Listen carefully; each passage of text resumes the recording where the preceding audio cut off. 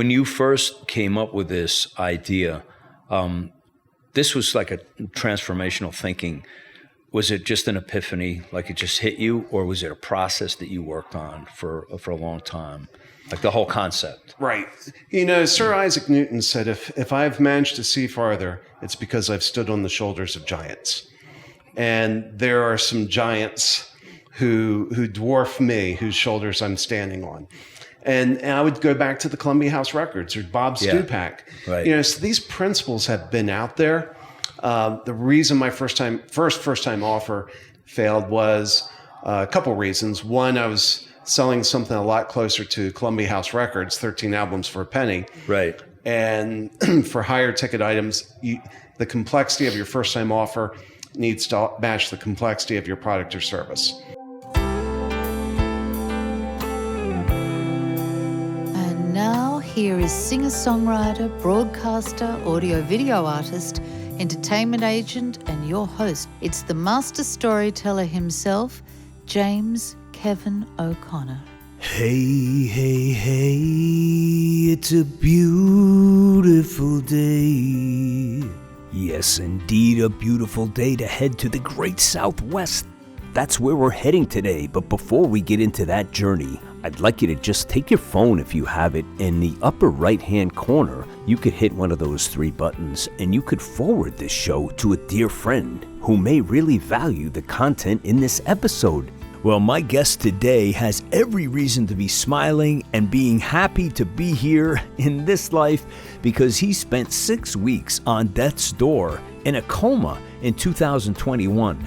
His amazing wife, Karen, and the staff that was incredible behind him kept things together while he recovered in the hospital, and he's back stronger than ever. He's helping high-ticket B2B service businesses close more deals faster at higher prices than ever using first-time offers that will break your cash register. Who doesn't want that? You better strap up your seatbelts because we're taking a ride today from the Music City to Salt Lake City to hang out with Craig Andrews.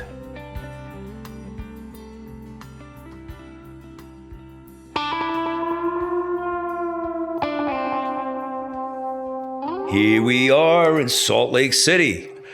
Craig Andrews is my guest today. I'm so happy to have Craig here in Salt Lake City. We're having a really great time. We're doing masterminding, we're doing podcasting. And Craig, you have a really exciting business. When I read your bio, I immediately reached out to you on LinkedIn because I thought what you have built is really something this business or this space needs so desperately. So welcome. Well, thank you. It's a delight to be here, James. Yeah. So you first came up with this concept of you feel that high ticket purchases are like not being treated with the respect that they deserve as far as from a sales perspective. Do I have that correct or? Well, I've come to the belief that high ticket sales are broken. Okay. The start of it was I was failing at high ticket sales. And, Karen, who you've met. Yes. She likes things like food and shelter. And and we have some lovely grandkids that she loves to shower with love and gifts and other things. And, right. And so we had a problem. I wasn't selling. And so I had to change something. I mean, and fundamentally, I am a horrible, horrible salesperson. I've taken all the different trainings. I've tried different things. I tried out the lines. I feel a little sleazy while I'm doing it. Doing these different choreographs, I never felt good at it. I was never was good at it at all. And it wasn't working. And so I had to change something. And it was this concept of doing a first-time offer is kind of like a coffee date. And the further I get into it, the more I'm convinced the high-ticket sales process is broken. And I think this needs to change. And this change is better for the customer. It's better for the seller. Everybody walks away feeling better. Okay, before we get into your process of what you came up with to remedy this situation, could you give us an example of what is a terrible approach to high ticket sales? Yeah. Like in your experience, like what you've seen. Oh, I have a doozy. Yeah, so there's a managed service provider, MSP, which is managed IT, Okay. And basically, they become your outsourced IT department. And I know of one, this is their offer, and they're trying to cold call their way into it. Work with us. We're going to lock you into a 3-year minimum contract with an average contract value of $250,000. We will take care of you. We promise. That's it? That's it. And, so let's break that down a little bit further. So they're your managed IT company. That means they have access to all of your files, including the sensitive files, including some of the things that may potentially embarrass you. Yeah. If they do a bad job, maybe somebody comes in, ransomwares your system, and stops production. That's a high trust environment. And they're just trying to do cold sales with a three-year minimum commitment, average contract value of $250,000. I don't know anybody who thinks lightly about $250,000. Yeah. And there's just not the trust to do that. And what we would liken that to, it would be like walking into a bar, seeing somebody cute on the other side of the bar, walking up and say, hey, you know what? You're kind of cute. Can I get your phone number? You know what? Let's just get married. Not even I don't need the phone number. We're getting married. Right. I think these days the kids ask for something else. And that's right. But even I would say that's bold. Yeah. And and so as a general rule, we don't do that because we know it's inappropriate. Yeah. But for some strange reason, when we change the setting from courtship, between two people that may eventually get married, to the setting being business, we do exactly that. We go into these cold relationships and we try to close them on a high ticket sale.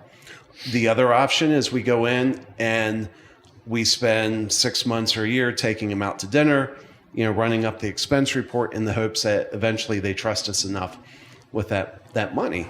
And what we found is if you do this little coffee date concept, this first time offer, yeah, you can build a ton of trust in a short period of time and shorten that high ticket sales cycle.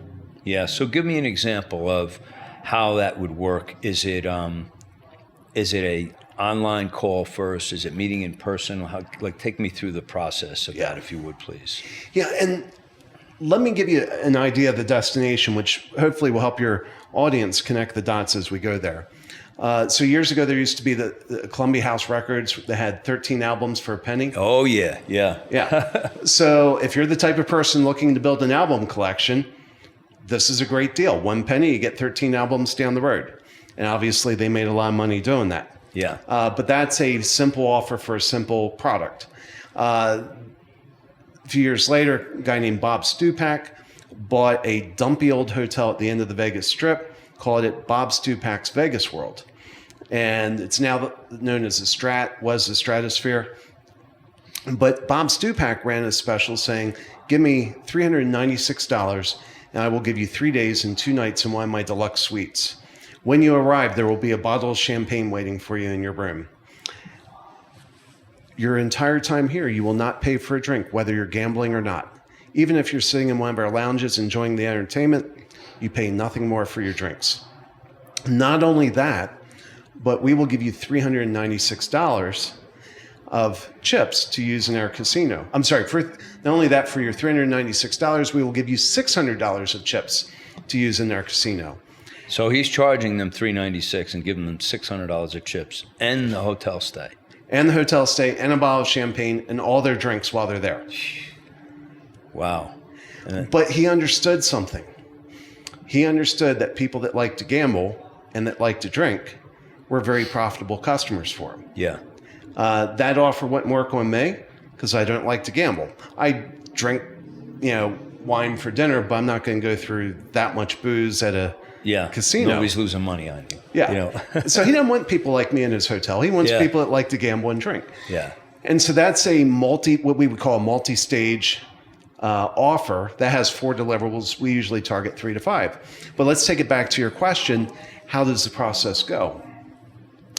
Well, when somebody comes in, we get on a call and we spend about 30 minutes asking them questions to figure out a number of things. One, do they have a problem we can solve? And I'm talking about first-time offer for our business. And at the end of those questions, if we believe we can actually help them solve a problem, we give them a short presentation. And then at the end of the presentation, we make our first time offer, which has 5 deliverables. StewPack had 4, we have 5, should be a minimum of 3, maximum of 5. And at the end of that call, either they are a customer or they are not. Right. And this first time offer, and I'll tell you, I mean, we have it on our website. Our first engagement with anybody, doesn't matter the size of company, our first engagement with you is $497. And we try to deliver $5,000 of value for that. So are those 5 deliverables in that $497 package? Yep. Is it? Wow, that's pretty intense. Yeah, and we try to structure them so that anybody looking at that would know that if they got any one of those 4, that alone would be worth at least $500. Yeah. How long did it take you, Craig, to come up with this? Like this, the 5 deliverables, because you must have put a lot of thought into this. I did. I put a lot of failure in it leading up to that. Yeah, I was being polite. No, it's part of the story. I mean, it took me 18 months of fumbling around just to start to get it right. Right. My first time offer, nobody wanted it, nobody understood it, nobody bought it. Yeah. And 18 months later, I sort of started getting things working. And then over the last 5 years, we've really been dialing it in and formalizing it. So it's kind of an ongoing creation.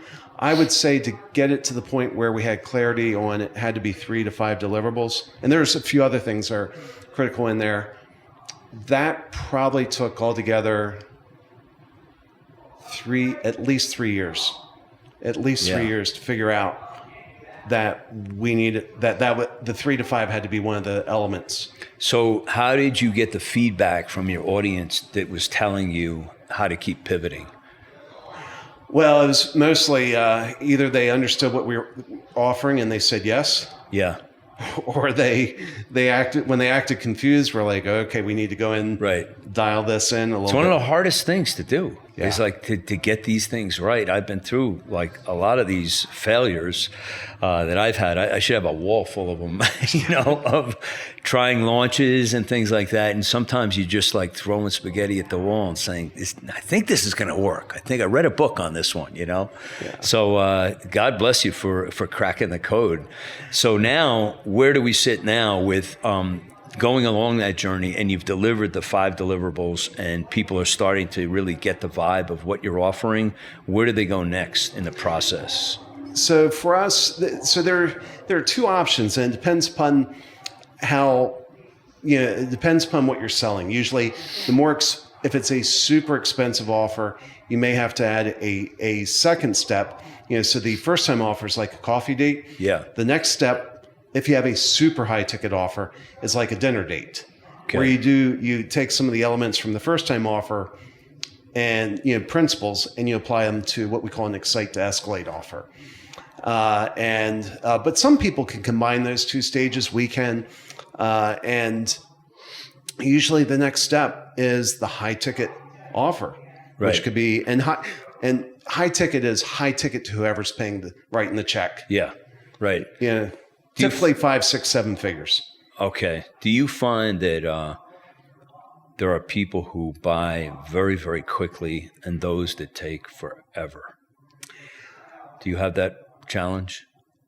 I would say it's not a challenge. For us, it's a filter. Okay. So, my unique personality, if you want to torture me, put me in a room full of indecisiveness. And so as a part of our process, when we make the first time offer, we just tell them, look, one of our core values is decisiveness. Yeah. And we know this is an insanely good offer that if you put it in front of a qualified buyer, their answer should be yes. If they have to think about it, they will be a bad fit for us. Yeah. And so so for us, we get on a call, and by the end, at the end of 1 hour, they're either a customer or they're not. Now they're a customer at $500, which, we don't make money. Usually the deliverables we put in a very nice binder and send it out to them, and it costs us $100 just to produce that binder. Yeah. So this isn't a moneymaker for us. Right. It's more of a filter, and it's like the coffee date. We want to figure out if we're a fit for them. We want them to figure out if we're a fit, if we're a fit. Yeah. And, sometimes at the end of a coffee date, you say, you know what, you're an incredible person. I don't think we're incredible together. Yeah. And that's okay. Sure. Just doesn't fit. Well, that is a good filtering system because you have to protect your time too. Right. Because you're investing. Yeah. So when you first came up with this idea, this was like a transformational thinking. Was it just an epiphany, like it just hit you, or was it a process that you worked on for a long time, like the whole concept? Right. Sir Isaac Newton said, if I've managed to see farther, it's because I've stood on the shoulders of giants. And there are some giants who dwarf me, whose shoulders I'm standing on. And I would go back to the Columbia House Records or Bob Stupak. Right. So these principles have been out there. The reason my first time offer failed was a couple reasons. One, I was selling something a lot closer to Columbia House Records, 13 albums for a penny. Right. And for higher ticket items, the complexity of your first time offer needs to match the complexity of your product or service. Okay. So that was one problem. The other problem I had was my first time offer was addressing a pain I knew they had, but they didn't know they had. And right. So a lot of it was just, it was a lot of trial and error. It was a lot of studying, behavioral economics and psychology to try to figure out, what are the levers that when these levers are flipped inside someone's head, they will more likely move forward. And a common one, Robert Cialdini, famous person in the field of compliance, getting people to do things. He has a principle called consistency, that once somebody acts in a particular way or says they will act in that way, probability of them acting in that way in the future goes up significantly. Wow. So once you convert somebody to a customer, remember I said at the end of 1 hour, either they're a customer or not. Yeah. Once they act like a customer once, the probability of them acting like a customer again goes up significantly, exponentially. That is really good for you. Yeah. Yeah. And so in terms of kind of putting it together, it was studying what others have done. And I mean, and honestly, I don't think there's any great genius in what I've done. What I've done is I've looked at other people who've done and achieved different things, and then I pulled elements from each of those to kind of put this together. Do you have a favorite win or customer or segment that you could share with us that was memorable for you? Well, there's one that's kind of funny. For years I would go into banks and say, "Hey, are you giving out free samples today?" I always had this fascination figuring out how to do a free sample from a bank. Yeah. And we had a client that did commercial construction, and his customers were actually investors that were looking for ways to park money to multiply it quickly. And his challenge was bringing in new investors, because like we said, don't know you, don't trust you, don't want to give you my million or $5 million to invest in your project. Yeah. And one of his big target customers, investors, were people who manage family offices. And, you figure their job is they have to find new and exciting investments for their client. They can't go back to their client and say, "Hey, we put all of your money in a Vanguard fund." Yeah. That's not going to keep them in the family office business. Right. And so for him, this is still my favorite first time offer. His average project value was $40 million. I said, let's carve out $500,000 worth of shares. And we're going to put those into 5 blocks. And when you're approaching a new investor, here's what you say. You tell them about what you're doing, and you say, "You know what? I'm not here to ask you for $1 million or $5 million or whatever, because we only want to work with investors that we know we're closely matched with. And the way we do that is we want you to buy $50,000 worth of shares in this project. And as soon as you buy those $50,000 worth of shares, we're going to immediately match that with another $50,000 worth of shares. So you will immediately double your client's money. That gives you a success story that you can take back to your client. Say, hey, we're testing out this new investment. The only thing we know is we just immediately doubled your money. And so that's actually an offer where I achieved what I wanted to do for years, was find a way to give away free money, free samples. And one of the questions I get from very smart people, they're like, well, Craig, who's paying for that? And I got that from the client. Yeah. I said, do you have a marketing budget? He said, yeah. I said, we're taking $250K out of your marketing budget. We're moving it over here. Because guess what? That's going to make your marketing easier. Yeah. You're going to pick up 5 new investors. They're going to be minority investors in this project, but it gives you a chance to work with them. They get to see what it's like working with you. It takes a lot of risk out for them. And they, if presuming things go well, presuming you take care of your investors, partway through the project, they're going to ask you when your next project is. Yeah. Because they're going to want to park $1 to $5 million in that. Yeah. Clever. Yeah. Yeah. Very, very awesome. That's amazing. Best place for people to reach you. Where should people connect with you, Craig? So they can come to our website, which is alliesforme.com. And that's ALLIES, the number 4, ME.com. And I actually have a gift for your audience. 2 gifts. Okay. So I talked about how I made a lot of mistakes in the process. Right. Well, we've made a guide to help people avoid those mistakes. Okay. And so that's one part of the gift. The other thing is we're given 23 days access to a self-paced course to help you do the put together first-time offer. And the reason we're limiting it to 23 days is, I don't know about you, but I've signed up for free courses that people have offered. I've never gone and taken them. I was like, oh yes, I'll take that. But then I never put it to work. Right. We're in the business of changing lives. We want people to put this to work. And we know that if we put a 23-day limit on it, it'll create a sense of urgency where they'll go in and actually do it. We see it in the analytics of people who are doing that. And so if your audience wants those 2 gifts, all they do is go to alliesforme.com/FTO23 for a first-time offer, 23 days access. Nice. And they will get those gifts. They'll probably hear from me. If you have any questions, let me know. We want to change the way high-ticket sales are done. We believe it is broken. Yeah, this is awesome. Of course, we're going to put all of these links in your show notes, and people can support Craig and his business. And thank you for bringing your lovely wife, your bride. Yeah, Karen, she was awesome.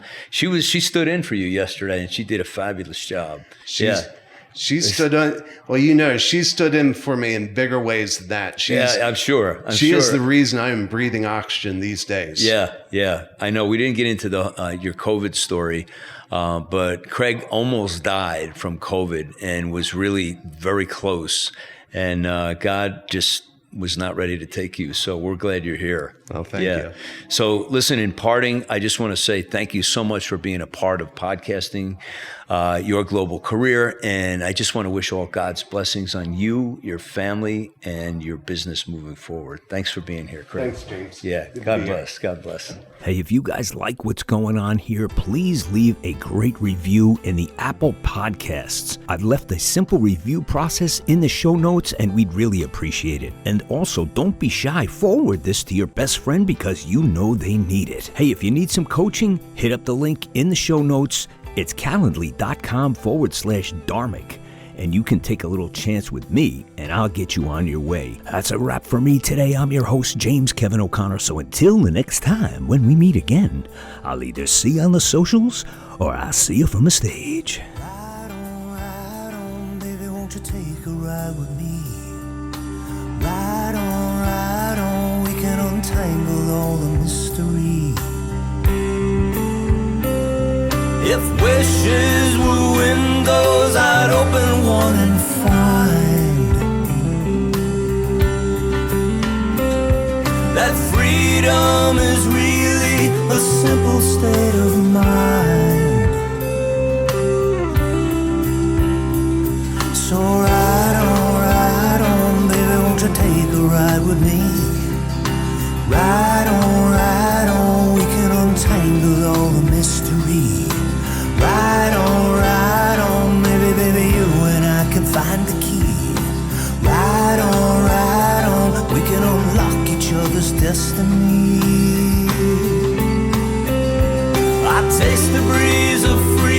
come, it's tingling on my tongue.